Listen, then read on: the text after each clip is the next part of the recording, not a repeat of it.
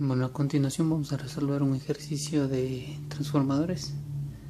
Entonces nos dice el ejercicio: considere un transformador de 10 kVA, 240-120 voltios, que da servicio a la siguiente carga, que es de 5 kilovatios a 120 con un factor de potencia de 0,835 en atraso, ¿sí?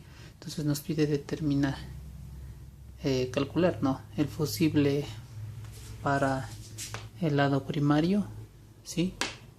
Y el fusible para el lado secundario o el lado de la carga.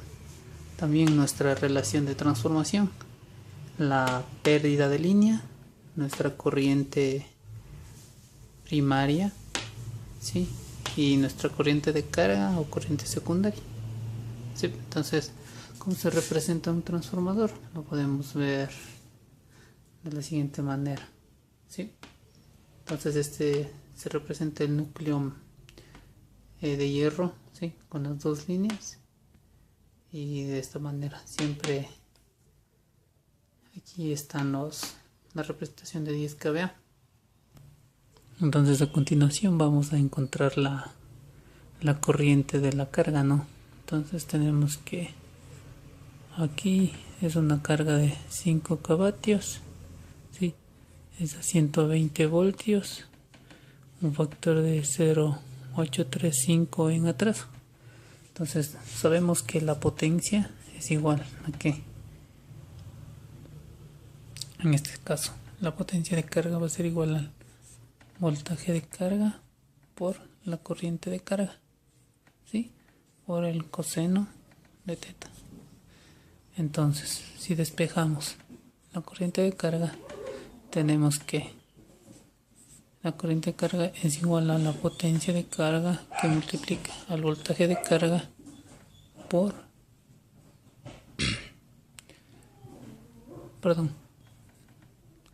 dividido por el coseno de teta. Entonces de aquí reemplazamos las cantidades. La potencia de carga sabemos que es 5 kVA por el voltaje de carga sabemos que es 120, ¿sí? Voltios, y esto sobre el coseno de teta. Acá, mil disculpas, me faltó bajarle el voltaje de carga acá, ¿no? Entonces aquí sería 120 por el coseno de teta.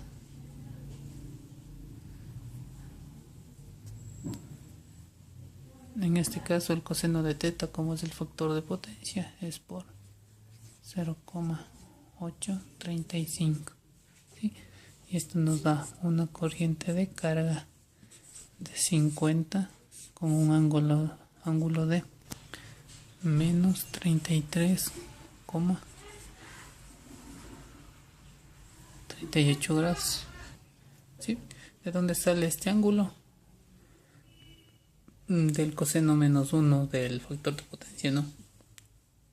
Obtenemos el ángulo, ¿sí? De aquí tenemos que la potencia aparente de la carga es igual a la potencia aparente del lado secundario, y este es igual a el voltaje, ¿sí? De carga por la corriente de carga, ¿sí? En este caso vamos a tener que el voltaje de carga es 120 por 50, ¿sí? Aquí es voltios, este es amperios, y esto nos da igual a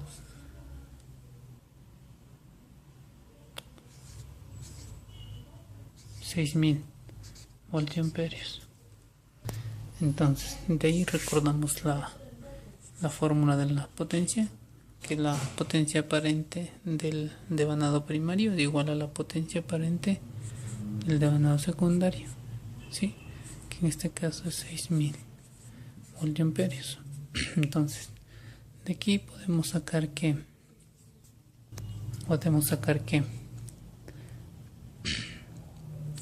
la corriente primaria es igual a la potencia aparente del primario sobre el voltaje del mismo, ¿sí? Reemplazando tenemos que 6000 voltiamperios dividido para, ¿sí?, 240, ¿sí?, que es el voltaje del primario. Entonces esto nos da una corriente del devanado primario de 25 amperios. ¿Sí? Entonces ya tenemos la corriente primario y la corriente del secundario o la corriente de carga, ¿sí? Entonces, para calcular los fusibles, por ejemplo, del primario no es más que S sobre B, ¿sí? Entonces vamos a reemplazar, ¿sí? El fusible primario es igual a la capacidad total del transformador, que son 10.000 voltiamperios, sobre, en este caso, el primario, que es 240. Esto nos da igual a 41.67 amperios, que ese tendría que ser la capacidad del fusible, ¿sí? Y el fusible del lado secundario o de carga sería 10.000 voltiamperios sobre 120, ¿sí? Que esto nos da 83,3 amperios, ¿sí? Esas son las capacidades que deberían soportar los fusibles. Entonces vamos a encontrar ahora la relación del transformador. Entonces tenemos la fórmula, ¿no?, de la relación fundamental del transformador, que nos dice que es B1 sobre B2 igual a N1 sobre N2, y esto es igual a I2 sobre I1. Entonces tenemos el voltaje 1, que sería el primario. Bueno, pongamos aquí el voltaje primario y el voltaje secundario. Primario, secundario y primario. Entonces tenemos el voltaje primario, que en este caso es 240, ¿sí?, sobre el secundario, que es 120, ¿sí? Entonces NP sobre NS, esto es igual a A y esto es igual a. Entonces tenemos la corriente secundaria es igual a 50 sobre la corriente primaria es 25, lo que ya calculamos. Entonces este es igual a 1, esto es igual a 2, 1 y 2. Entonces tenemos que A es igual a, o la relación de transformación es igual a 2. Entonces lo que nos faltaría es la pérdida por línea. Ahora, ¿qué es lo que pasa? En esta ocasión no tenemos pérdida por línea. ¿Por qué? Porque nuestra carga como tal está siendo netamente resistiva, ¿sí? Entonces, ¿cómo represento eso? Entonces tenemos que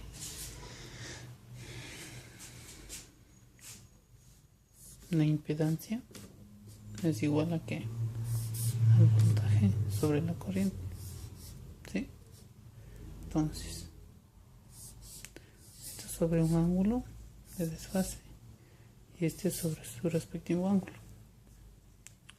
Entonces hay que corregir aquí en la corriente,